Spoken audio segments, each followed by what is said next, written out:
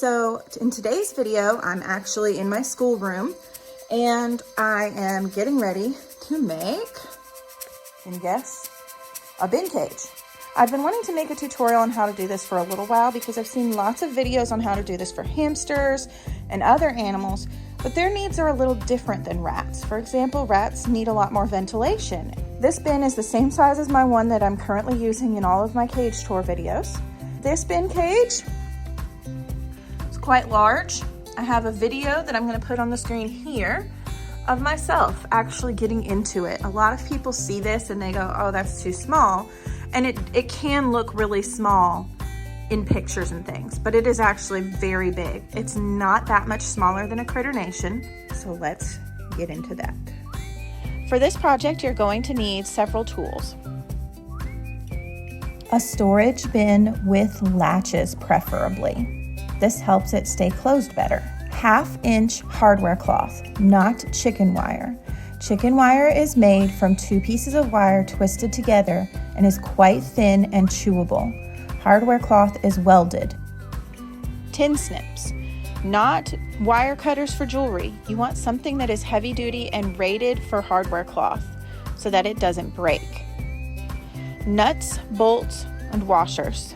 Alternatives to this would be wire that wraps the hardware cloth, or you can also use zip ties, a hot knife, a Dremel, or a jigsaw. You'll need a marker and a ruler, and gloves because hardware cloth bites, literally.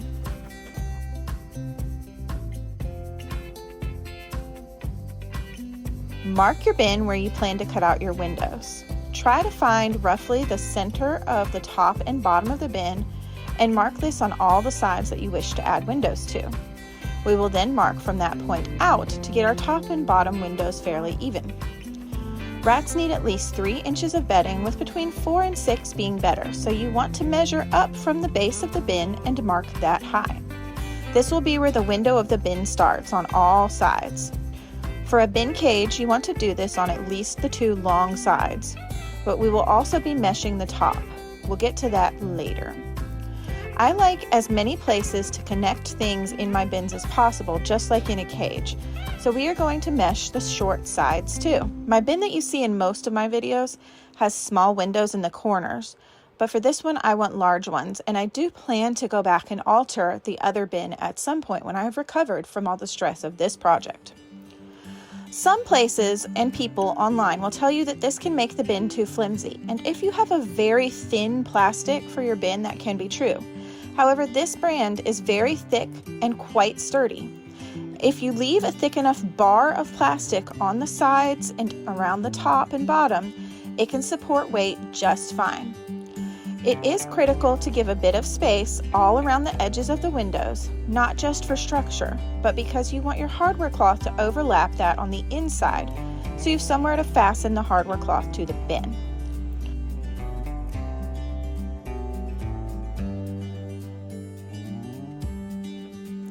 The fastest way to cut your windows is with a jigsaw. I'm going to be demonstrating this, well, my husband is, on the lid so that I can record it. Drill a hole in each corner of your markings, and then use the jigsaw to cut along that line and repeat all the way around. On my original bin that I show you in previous videos, this did crack it in a few spots, but none were large enough to cause any issues with the structure of the bin. Not many rat owners have a jigsaw, however, so here are some alternative options. The most likely one is going to be a hot knife. My main hot knife tool is small and only heats up to about 500 degrees.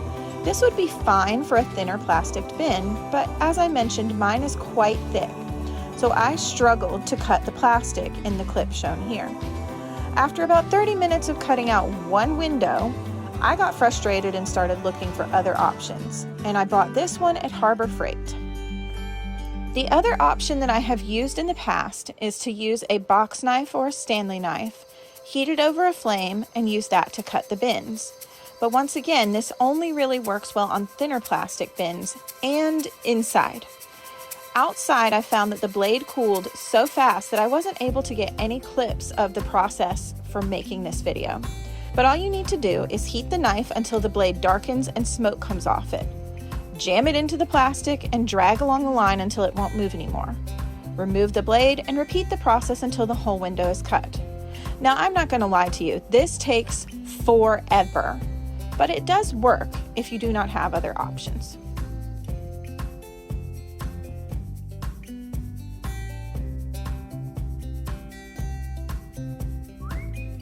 Once all the windows and the lid are cut out, the bin should look something like this.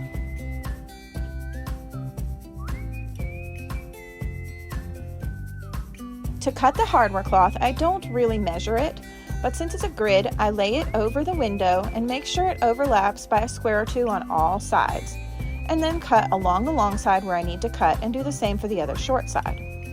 You need to have an edge that overlaps your plastic. Otherwise, when you assemble the bin, the hardware cloth won't fit.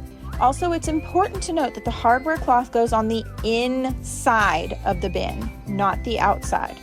This is so that little rats can't get their teeth on the plastic easily and chew a hole all the way through. You can see in this picture that the rat had chewed the plastic, but it's in between each part of the hardware cloth, and then they couldn't go any further, so they can't escape. I do advise using gloves when handling hardware cloth because it is quite stabby and you can easily tear your hands up if you're not careful. I couldn't find mine at first, and I have the blisters and cuts and scrapes to prove it.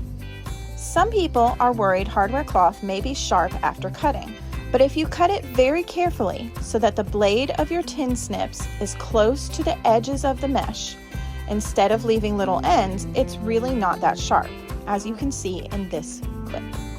It is tedious, but it makes a huge difference in keeping your rats safe in the long run. Now to assemble the bin. I am going to be using nuts, bolts, and washers, but you can also use small bits of wire, zip ties, metal zip ties, and I've even seen these cool binder prongs used, but I have not used those myself. For the nuts, bolts, and washers, you have two options on how to use them. I make holes in the bin where the wire overlaps the plastic. Place a washer on each bolt, push the bolt through the hole, add another washer, and then a nut on top.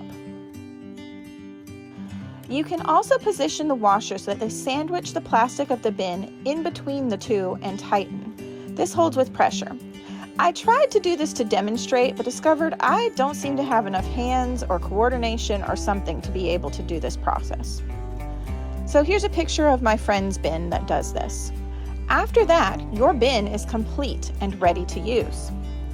Bins are wonderful options for rescues, temporary housing, or long-term housing if you can find a large enough bin for your number of rats. Once the windows are cut out and replaced, they are really no different than any other wire cage. I do know that not all parts of the world have large bins like we do here in the US, but please don't assume that all bins are too small for rats. Many, like mine, are perfectly suited for them. I hope this video is helpful for you. Thanks for watching. Bye!